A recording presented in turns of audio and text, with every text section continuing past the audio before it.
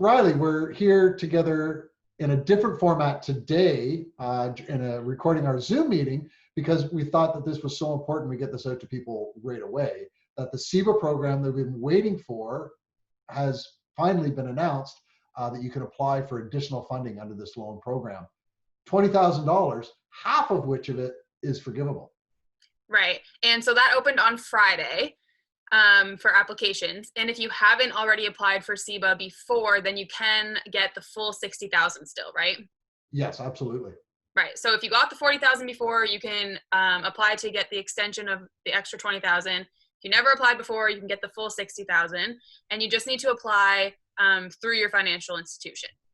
The same financial institution you applied through the first time, it does have to be the same institution, and the same account number has to go in that information as well. Okay. But there's not a ton of really guidelines on who can apply or who's going to get it, right? Like it's kind of the same deal as before.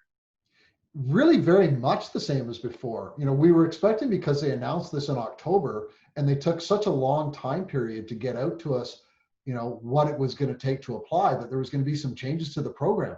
And there really isn't. Basically, if your income has been affected by COVID, your cash balance has been affected by COVID negatively, or your expenses have gone up due to COVID, you qualify. So that's pretty much everybody. I would think, because I mean, even if your income's gone up, you've probably had to spend more money on PPE. Right. So, you know, your expenses would have gone up related to COVID.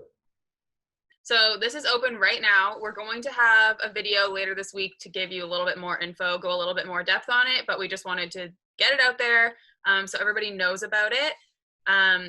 The application deadline isn't until March, so there is time, but it is open now, and it does take a little bit of time for the money to actually get to you after you finish applying. So if you want that before Christmas or you want that before the new year, you're going to want to get those applications in like this week.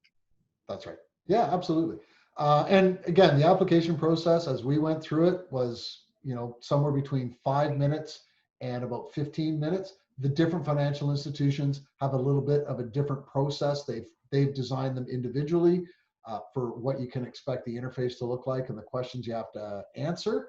But it doesn't take very long.